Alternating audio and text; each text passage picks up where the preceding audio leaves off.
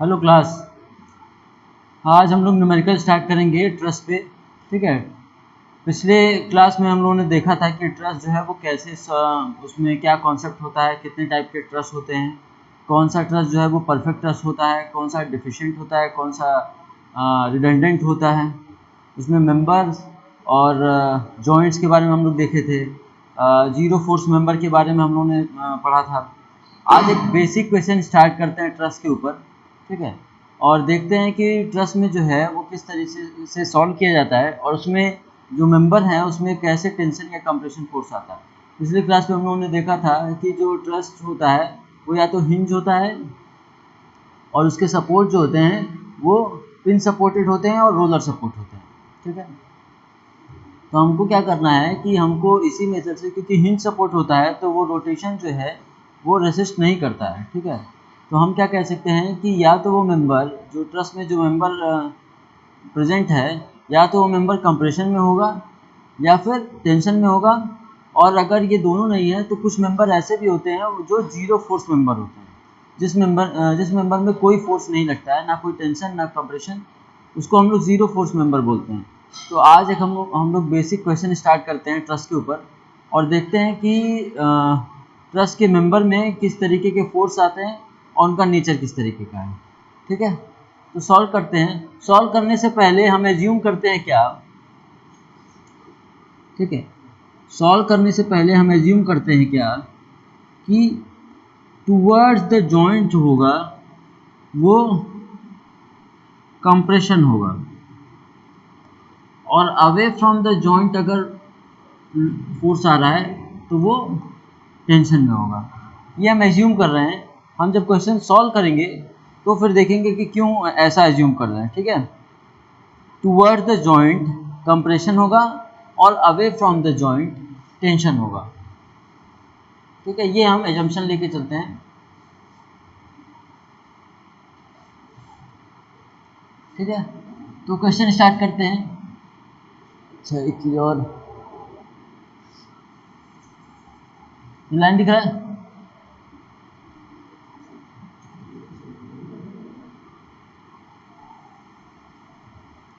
Line दिख रहा है? ठीक है। तो स्टार्ट करते हैं। सबसे पहला क्वेश्चन है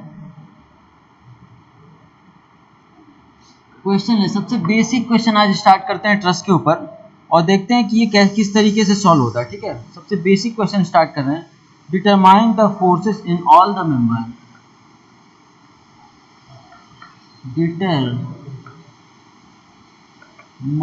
the forces of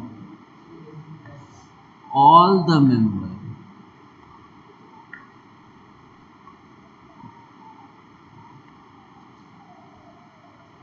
the members of a truss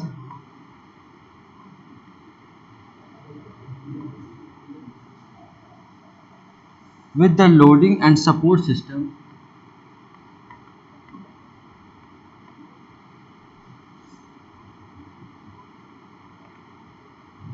and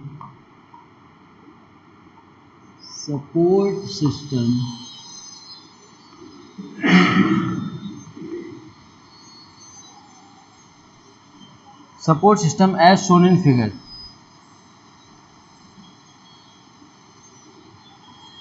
shown in figure। ठीक है। और फिगर क्या है? फिगर ये है।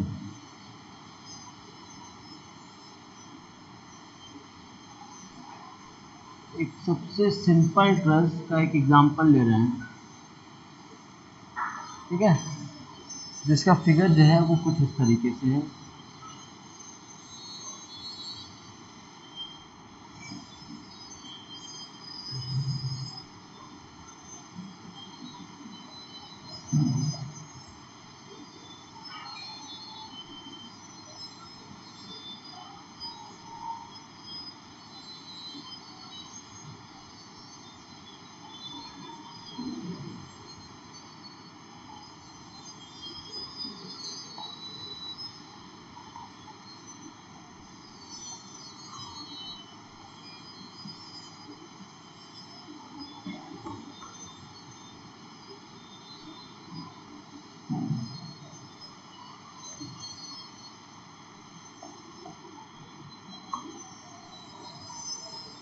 ठीक है। तो ये सबसे बेसिक क्वेश्चन है। इसमें क्या दिया हुआ है कि 3 मेंबर हैं, ए बी, बी सी और सी ए, 3 मेंबर हैं और 2 सपोर्ट है। एक सपोर्ट जो है वो हिंज सपोर्ट है और दूसरा जो है रोलर सपोर्ट है। हिंज सपोर्ट की प्रॉपर्टी क्या होती है, इसमें 2 रिएक्शन आता है, एक हॉरिजॉन्टल रिएक्शन आएगा अगर हॉरिजॉन्टल लोड रहेगा तो, और एक वर्टिकल रिएक्शन आएगा। ठीक है, इसमें कोई मोमेंट या रोटेशन रेसिस्ट नहीं करता है। ठीक है, रोलर सपोर्ट की प्रॉपर्टी क्या है, कैरेक्टरिस्टिक क्या है कि ये सिर्फ जो है वो वर्टिकल रिएक्शन को सपोर्ट करता है, वर्टिकल लोड को सपोर्ट करता है। ये ना हॉरिजॉन्टल रिएक्शन को सपोर्ट करता है और ना ही रोटेशन को सपोर्ट करता है। ये सिर्फ वर्टिकल रिएक्शन देता है।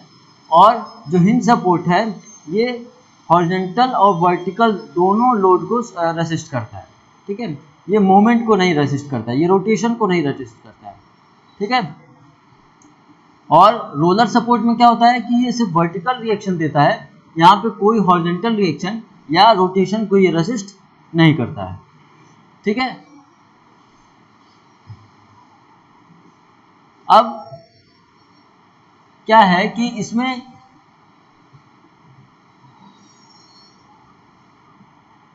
ठीक है, अब क्या है कि दिया हुआ है कि ए बी का जो लेंथ है वो 5 मीटर है, ए बी का लेंथ 5 मीटर है और एंगल सी ए बी जो है वो 60 डिग्री है और एंगल सी बी ए जो है वो 30 डिग्री है।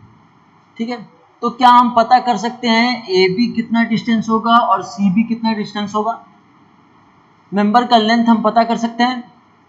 वैसे हमको कोई एक मेंबर का लेंथ पता चल जाए तो हमको एक्चुअल में पता क्या करना है कि हमको इसका लाइन ऑफ एक्शन देखना है कि ये लोड जो है उसका लाइन ऑफ एक्शन कहाँ पे है। ठीक है, तो हम क्वेश्चन को सॉल्व कर रहे हैं तो हम क्या कह सकते हैं कि ए बी का जो लेंथ है वो 5 मीटर है। पॉज कर दो। ठीक है, तो ए बी का जो लेंथ है वो 5 मीटर दिया हुआ है। एंगल सी ए बी जो है वो 60 डिग्री दिया हुआ है और एंगल सी बी ए जो है वो 30 डिग्री दिया हुआ है। तो हम यहाँ से क्या कह सकते हैं कि जो ए सी का लेंथ होगा वो होगा ए बी कॉस 60 डिग्री, और हम क्या लिख सकते हैं जो सी बी का लेंथ होगा या बी सी का जो लेंथ होगा वो होगा ए बी कॉस 30 डिग्री। तो ए सी का लेंथ क्या आया 5 कॉस 60 डिग्री जो कि है 2.5 आएगा। कॉस 60 का वैल्यू 1/2 है ना, और इसका लेंथ आएगा BC का वो आएगा 5 cos 30, ये आएगा 4.330। ठीक है, खैर हमको किसी एक लेंथ को हमको पता चल जाता तो हमको ये पता चलना था कि कितना ये है। ये 2.5 मीटर हो गया और ये 4.33 मीटर हो गया। ठीक है, हमको ये लेंथ पता करना है कि इसका लाइन ऑफ एक्शन जो है वो यहाँ से कितनी दूरी पे है, ये डिस्टेंस पता करना है। और तो ये डिस्टेंस हम अपने आप पता कर लेंगे। ठीक है, तो ये 2.5 है तो ए बी सी इसको डी बोल देते हैं। तो ए डी का जो लेंथ होगा वो क्या होगा, ए डी का जो लेंथ होगा वो होगा ए सी कॉस 60 डिग्री और ए सी का वैल्यू हम निकाल चुके हैं वो है 2.5 कॉस 60 यानी 1/2। तो यह आएगा 2.5 cos 60, ये आएगा 1.25 मीटर। ठीक है, यानी ये लेंथ जो है ये 1.25 मीटर है, 1.25 मीटर है। और ये लेंथ कितना हो गया 3.75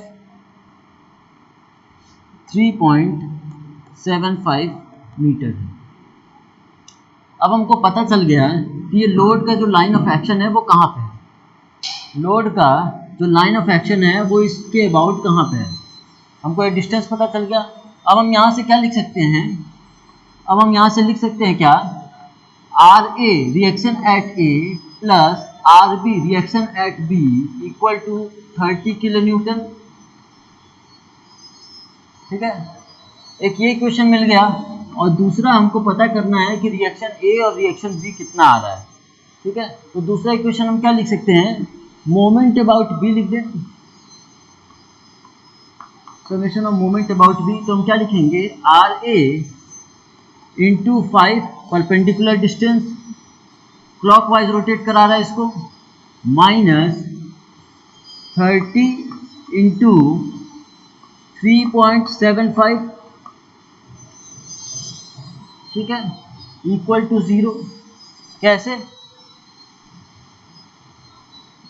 आर बी के अबाउट लिख रहे हैं, तो R A reaction at A into perpendicular distance 5 metre और लोड 30 किलो न्यूटन और perpendicular distance 3.75, anti clockwise rotation.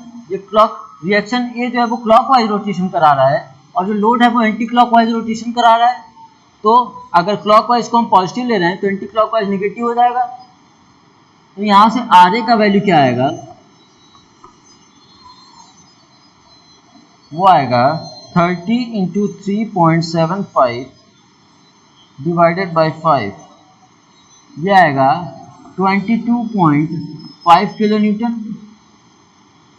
और सिमिलरली आर बी का वैल्यू क्या आ जाएगा, 22.75 इसमें पुट कर दें तो हमको मिल जाएगा क्या, मिल जाएगा ये 7.5।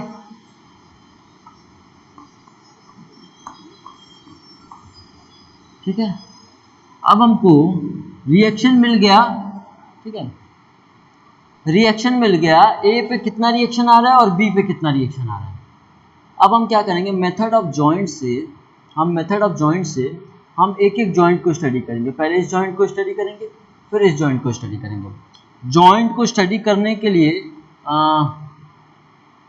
क्या कहा गया था कि वहाँ पे प्रिफरेबली जो है 2 ही मेंबर ऐसे हों जहाँ पे जिसमें फोर्स जो है वो अननोन हो। ठीक है, तो हम अगर इस जॉइंट को स्टडी कर रहे हैं तो यहाँ पे रिएक्शन हमको पता चल गया है, ए बी मेंबर में हमको पता करना है कितना फोर्स आ रहा है और ए सी मेंबर में पता करना है कितना फोर्स आ रहा है। ठीक है, यानी 2 ही मेंबर हैं और 2 ही मेंबर में हमको पता करना है कि कितना फोर्स इन दोनों मेंबर में आ रहा है। उसी तरीके से जब बी पॉइंट को देखेंगे, बी जॉइंट को देखेंगे तो हमको पता करना है कि ए बी में हम इस तरीके से पता कर चुके हैं। अब हमको सिर्फ पता करना है क्या, बी सी में जो है वो कितना फोर्स आ रहा है।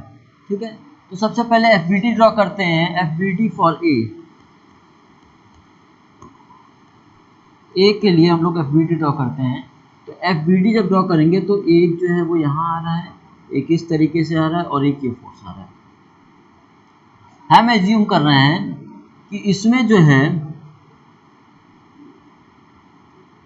कंप्रेशन फोर्स आ रहा है, यानी टूवर्ड्स द जॉइंट जा रहे हैं, तो कंप्रेशन आ रहा है। और हम इसमें मान लेते हैं कि इसमें जो है वो टेंशन आ रहा है, अवे फ्रॉम द जॉइंट आ रहा है।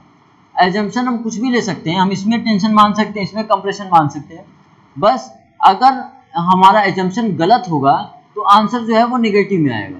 ठीक है, बाकी सब कुछ सेम रहेगा। अगर हम एजम्पशन गलत लिए हुए हैं तो क्या होगा कि वैल्यू जो है वो सेम आएगा, बस उसमें जो उसका मैग्नीट्यूड होगा वो नेगेटिव होगा। ठीक है, तो ये पॉइंट ए है और ये सी पॉइंट का है और ये बी है, और इसमें जो हम फोर्स मान ले रहे हैं वो F1 बोल दे रहे हैं और इसमें जो है वो F2 बोल दे रहे हैं। इन दोनों के बीच का जो एंगल है वो 60 डिग्री है। तो हम क्या लिख सकते हैं, इसका 2 कंपोनेंट आएगा, F1 का 2 कंपोनेंट आएगा, एक वर्टिकल डायरेक्शन में एक कंपोनेंट आएगा, एक हॉरिजॉन्टल डायरेक्शन में एक कंपोनेंट आएगा। ठीक है, जब इसको रिजॉल्व करेंगे तो इसके दो कंपोनेंट आएंगे, एक वर्टिकल डायरेक्शन में, एक हॉरिजॉन्टल डायरेक्शन में।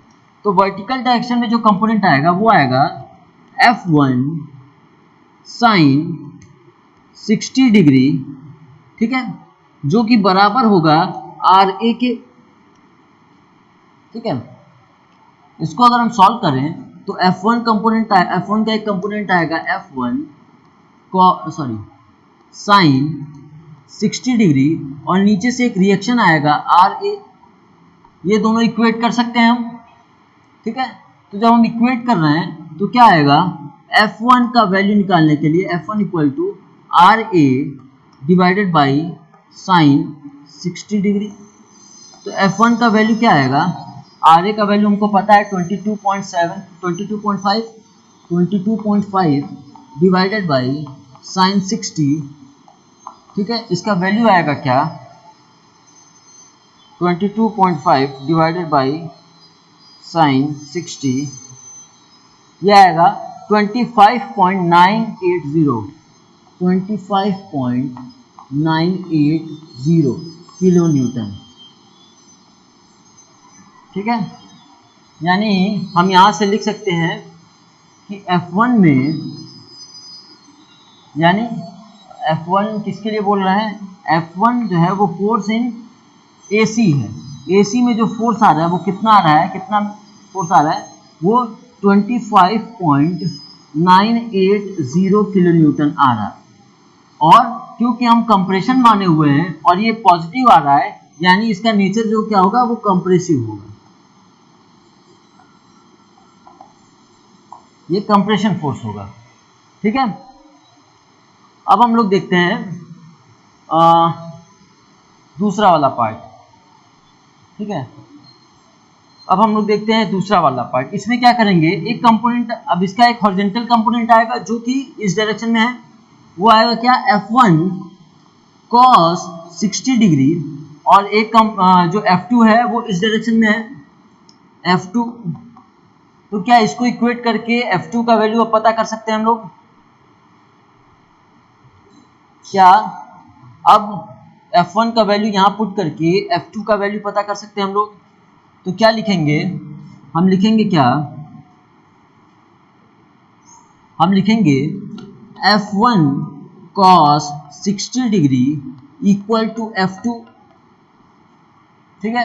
F1 का वैल्यू हमको पता है कितना, 25.980 cos 60 degree equal to F2। तो ये आएगा 25.980 cos,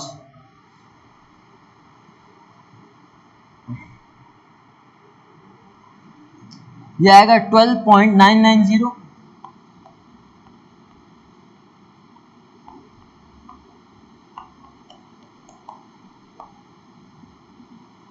यानी हम क्या लिख सकते हैं, F2 जो है वो है फोर्स इन AB, और उसका वैल्यू आ रहा है 12.990 किलो न्यूटन।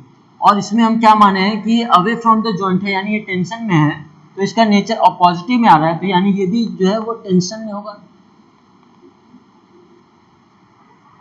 ठीक है। अब इसको एक जगह जो है वो हम लिख देते हैं प्रॉपर वे में, ठीक है, ताकि सॉल्व करना आसान, मतलब समझना आसान हो जाए, ठीक है। ये मिटा देते हैं हम,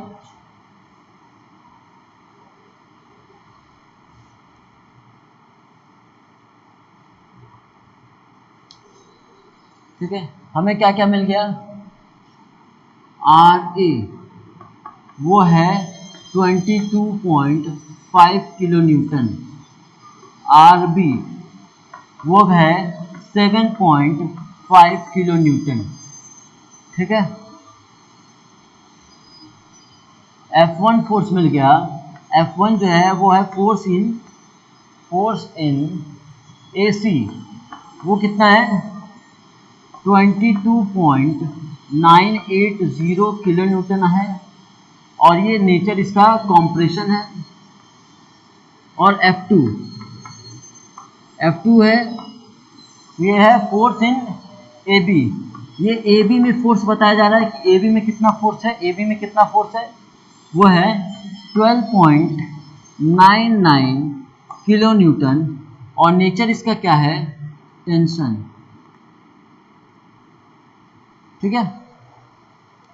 अब हमको, क्योंकि अब हमको क्या क्या मिल गया, हमको इस मेंबर में फोर्स कितना था पता चल गया, और उसका नेचर पता चल गया कि क्या नेचर है उसका, टेंशन है या कंप्रेशन है। और इस मेंबर में भी हमको पता चल गया कि इसमें कितना फोर्स है और उसका नेचर क्या है। अब हमको पता करना है सी बी में, क्या इसी तरीके से हम इसको सॉल्व कर सकते हैं जिस तरीके से सॉल्व किए। क्यों? क्योंकि देखो इसमें से वर्टिकल रिएक्शन आना है, तो हम क्या करेंगे, इसका एक वर्टिकल कंपोनेंट लेंगे और रिएक्शन एट बी पे के से इक्वेट कर देंगे, तो हमको पता चल जाएगा कि क्या इसका फोर्स आ रहा है। ठीक है। क्योंकि रोलर सपोर्ट है, इसमें कोई हॉरिजॉन्टल रिएक्शन नहीं आना है, तो हम क्या करेंगे, इसके वर्टिकल कंपोनेंट को इक्वेट कर देंगे और आंसर पता चल जाएगा हमको। ठीक है। तो सॉल्व करते हैं इसके आगे, इसको मिटा देते हैं।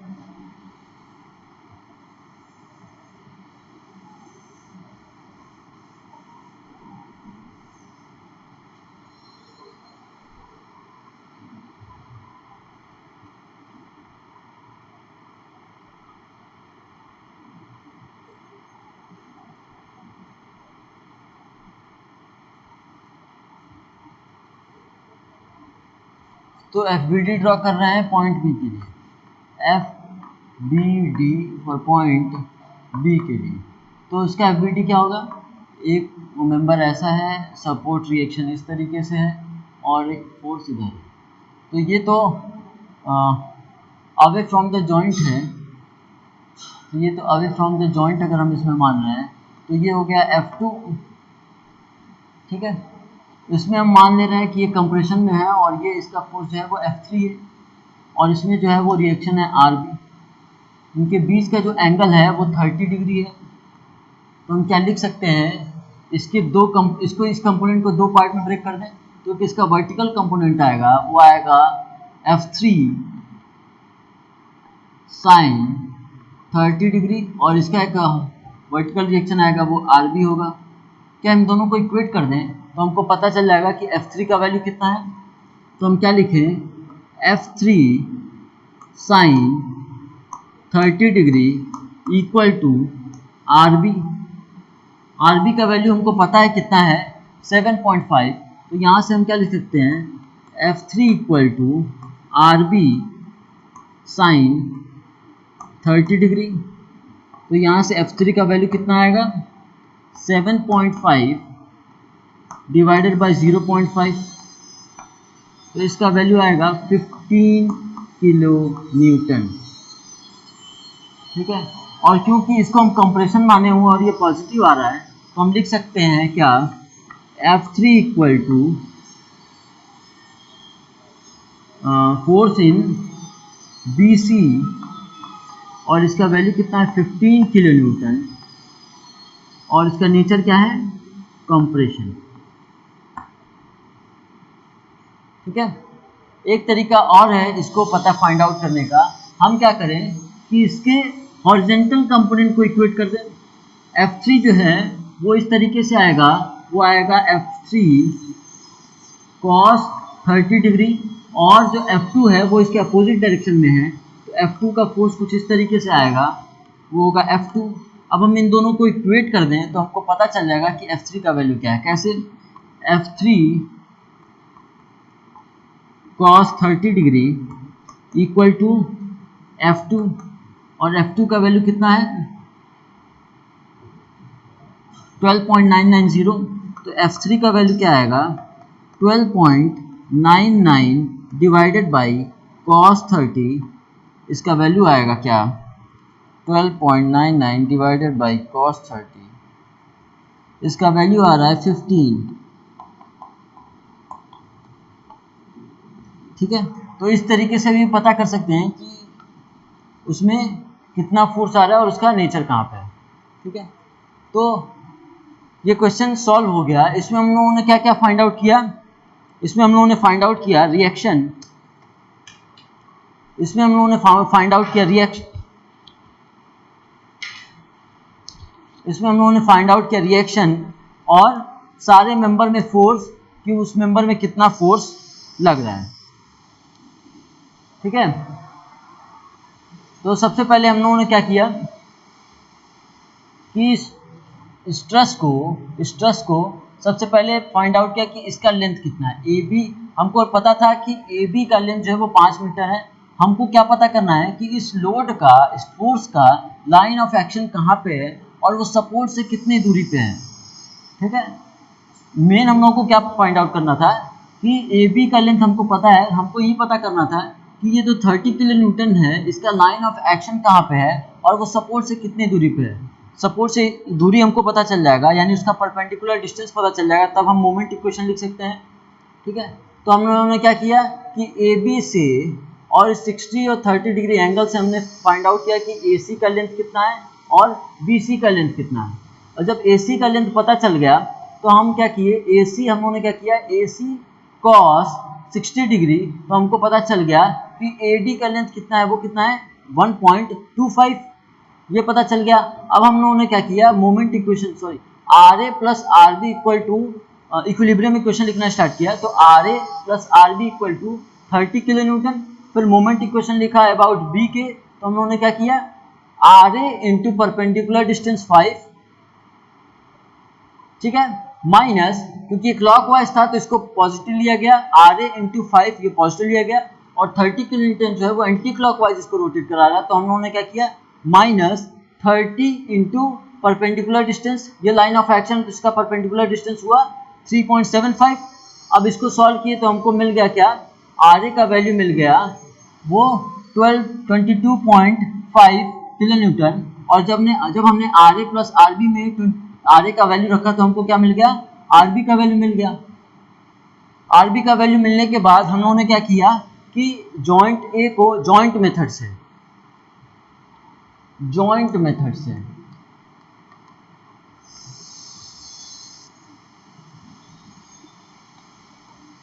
ठीक है, जॉइंट मेथड से हमने जॉइंट ए को कंसीडर किया, एफबीडी ड्रॉ किया जॉइंट ए का, और उसमें फोर्स को रिजॉल्व करके हॉरिजॉन्टल फोर्स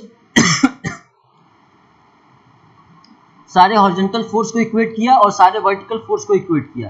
तो जब दोनों को इक्वेट किया तो हमको मिल गया क्या, अच्छा एक चीज़ और इसमें हम लोगों ने बताया, हम लोगों ने एज्यूम किया डायरेक्शन को, मेंबर में फोर्स लगने वाले फोर्स का नेचर हम लोगों ने एज्यूम किया कि ए सी में कंप्रेशन फोर्स लग रहा है और ए बी में टेंशन फोर्स लग रहा है। ठीक है, ये चेंज भी हो सकता है, तो जब चेंज होगा यानी अगर हम एजम्पशन गलत लिए होंगे तो क्या होगा कि वैल्यू जो है वो नेगेटिव में आएगा। ठीक है, तो इसको सॉल्व किए तो हमको क्या मिल गया, ए सी का वैल्यू मिल गया, उसमें कितना फोर्स आ रहा है 22.980 कंप्रेशन। उसी तरीके से F2 का वैल्यू आया, F2 में जो फोर्स आ रहा है, AB में जो फोर्स आ रहा है वो 12.99 किलो न्यूटन टेंशन, और जो BC में जो फोर्स आ रहा है वो 15 किलो न्यूटन कंप्रेशन। जब भी हम लोग आंसर देंगे, एक चीज़ नोट कर लो, जब भी हम लोग आंसर देंगे तो सबसे पहले तो उसका मैग्नीट्यूड तो बताएंगे कि किस मेंबर में कितना फोर्स आ रहा है, उसके साथ ही साथ हमको ये बताना भी जरूरी है कि उस मेंबर में जो फोर्स लग रहा है उसका नेचर कौन सा है। ठीक है, वो कंप्रेशन में है, टेंशन में है या किस में है, वो बताना जरूरी है। आंसर तभी कंप्लीट माना जाएगा जब हमको फोर्स, मेंबर में लगने वाले फोर्स पता होंगे और उसके नेचर भी पता होंगे। ठीक है, अगर नेचर नहीं लिखा गया है तो वो आंसर इनकम्प्लीट माना जाएगा और हो सकता है कि एग्जाम में आप लोगों का मार्क्स भी काट लिया जाए। ठीक है, तो जब भी आप लोग आंसर देंगे तो मैग्नीट्यूड और उसके नेचर, मेंबर में उसके नेचर को भी डिफाइन करेंगे कि उस मेंबर में कितना फोर्स लग रहा है और उस नेचर क्या है, कंप्रेशन है या टेंशन। ठीक है, तो आज इस क्लास में इतना ही। नेक्स्ट क्लास में हम लोग एक और न्यूमेरिकल देखेंगे ट्रस के ऊपर। ठीक है, थोड़ा सा ये सबसे सिंपल ट्रस था जो हम लोगों ने अभी सॉल्व किया। अब हम लोग थोड़ा सा दूसरे टाइप का भी ट्रस देखेंगे। पहले जॉइंट मेथड पे कुछ क्वेश्चन लगाएंगे, फिर उसके बाद ये जॉइंट मेथड पे पहला क्वेश्चन था, इसके बाद कुछ क्वेश्चन जो है वो सेक्शन मेथड से भी लगाएंगे। ठीक है, तो अभी इस क्लास में इतना ही, बाकी का नेक्स्ट क्लास में। Thank you.